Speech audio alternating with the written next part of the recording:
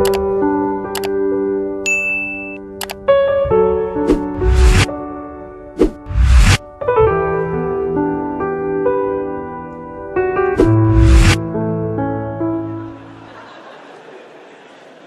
yang dimuliakan Allah Subhanahu wa taala, multazam artinya mesti.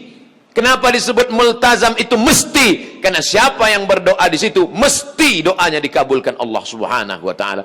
Mudah-mudahan kita sampai berdoa di multazam insyaallah. Enggak perlu diaminkan lagi, sudah di multazam.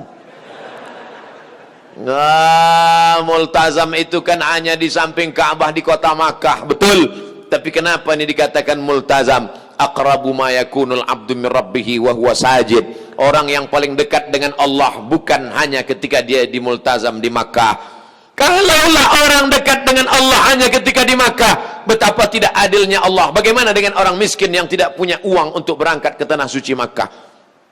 Begitulah adilnya Allah. Tidak punya uang, dia tetap bisa sampai. Bagaimana caranya? Aqrabu ma yakunul abdu min rabbih wa huwa sajid. Orang paling dekat dengan Allah ketika dia bersujud.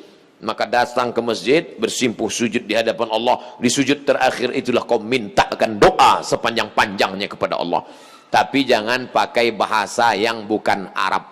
Kalau pakai bahasa Arab boleh dilafazkan. Tapi kalau pakai bahasa Sunda, bahasa Jawa, bahasa Minang, bahasa Bugis, bahasa Makassar, maka kau katakan saja dalam mulut, dalam hati, jangan diucapkan di mulut.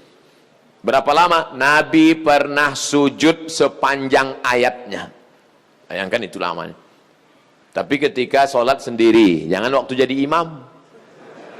Waktu jadi imam, begitu bangun, pingsan semua makmum di belakang. Saudaraku yang dimuliakan Allah Subhanahu wa taala, apapun jabatanmu, apapun kekuasaanmu, apapun profesimu, dari pedagang sampai diplomat, dari orang kaya sampai rakyat jelata, dari penguasa sampai yang miskin papa, tujuanmu adalah mencari ridha Allah. Makanya doa kita, Allahumma inna nas'aluka ridhaka, kami ingin ridhamu, wal jannah, baru surgamu. Kenapa tidak surga duluan? Karena orang yang mendapat ridha Allah pasti dapat surga. Orang yang dapat surga belum tentu dapat ridha. Nanti ketika bapak ibu semuanya masuk surga, amin. Semua bapak ibu masuk surga, amin. Setelah semuanya masuk ke dalam surga, dapat jannatin tajri min tahtihal anhar, air sungai yang mengalir. Lalu Allah bertanya, madza turidun? Hai penghuni surga, kamu mau apa lagi? Penghuni surga menjawab, ridhaka.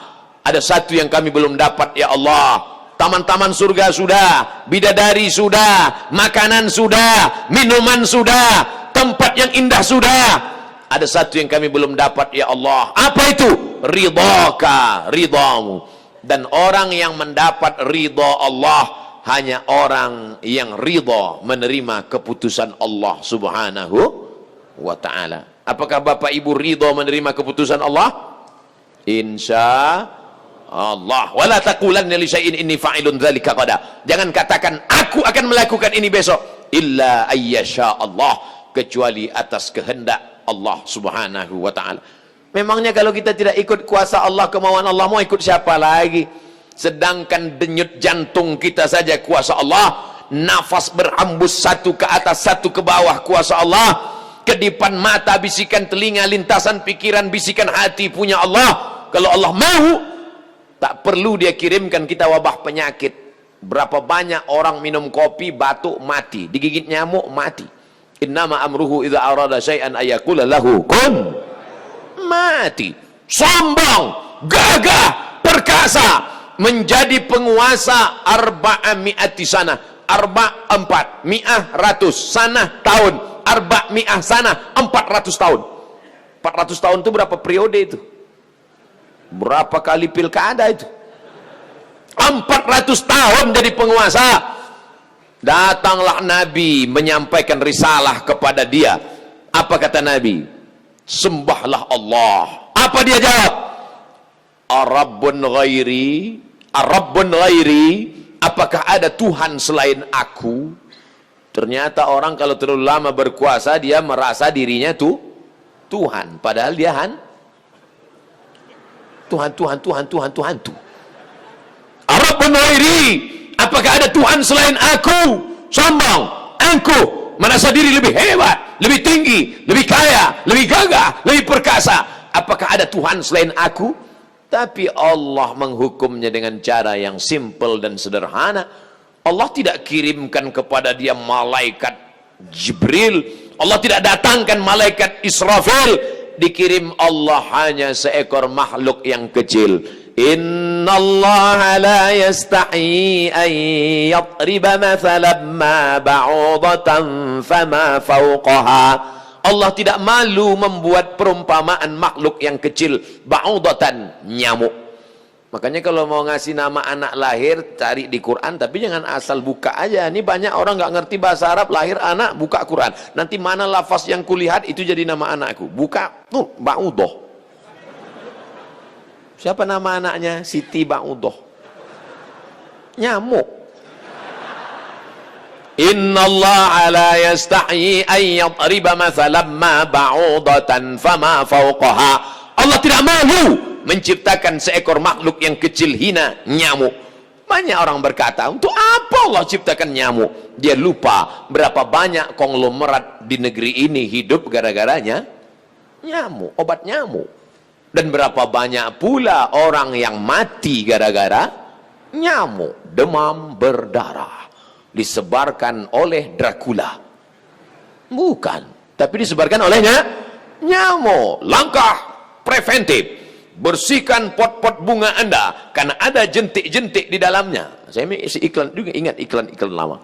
Saudara yang dimuliakan Allah Subhanahu wa taala, tiba-tiba Allah kirimkan seekor nyamuk, masuk nyamuk itu ke dalam hidungnya, lalu masuk ke dalam saluran pangkal hidungnya, menggigit otaknya di dalam. Ketika nyamuk itu menggigit otaknya, dia mulai memukul-mukul kepalanya. Makanya nanti kalau ada kelihatan jamaah yang mulai mukul-mukul kepala, itu mulai masuk nyamuk ke dalam. Lalu tetap juga masih menyerang, menggigit otaknya, diantukkan ke dinding, sampai akhirnya diambil palu besar, dia pukulkan kepalanya, mati. Ternyata penguasa yang berkuasa 400 tahun itu matinya hanya digigitnya nyamuk. Coba kalau beritanya mati disambar geledek, keren kan? Keren. Janu mati kenapa? Sambar petir, guys. Keren. Ini si Anu mati namanya Namruz, yang berkuasa 400 tahun, yang mengaku diri Tuhan, yang mati digigit nyamuk, itu namanya Namruz. Ada orang Jawa Barat namanya Namruz? Enggak ada. Belum pernah saya ketemu sepanjang-panjang dalam perjalanan ceramah, belum pernah ketemu. Assalamualaikum Pak Ustadz, kenalkan nama saya Namruz. Walaupun dia pernah berkuasa, walaupun dia orang paling kaya, walaupun dia orang paling hebat, 400 tahun menguasai seluruh dunia, tapi orang tetap tidak mau mengambil namanya. Kenapa? Karena tujuan hidupnya bukan mencari ridha Allah, memperturutkan hawa nafsunya. Oleh sebab itu anak-anak muda sekalian, sesuai dengan kuliah kalian masing-masing, gantungkan cita-citamu setinggi langit. Mudah saya ceramah cerita langit di sini karena memang langit dekat di sini. Gantungkan cita-citamu setinggi langit, tapi kakimu tetap nginjak ke bumi. Karena kalau kakimu nggak nginjak, dua kemungkinan: pertama sombong, kedua hantu setan.